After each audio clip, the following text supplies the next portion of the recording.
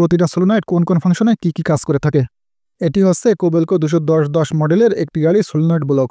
আমাদের গাড়িটি all function slow হওয়ার কারণে আমরা সলিনয়েড ব্লকটি খুলি। আপনাদেরকে দেখাবো সবগুলো সলিনয়েডের ওহমস।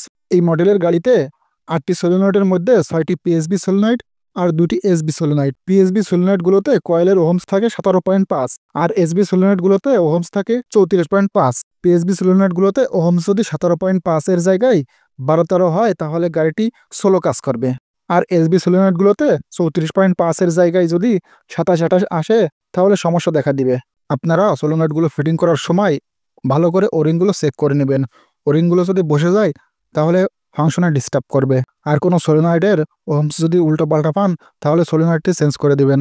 পরবর্তী ভিডিওতে আপনাদেরকে দেখাবো সবগুলো সলিনয়েডের কাজ, প্রতিটা সলিনয়েড কোন কোন ফাংশনে কি কাজ করে থাকে। ভিডিওটি ভালো লাগলে লাইক কমেন্ট শেয়ার করবেন আর পেজটি ফলো করে যাবেন।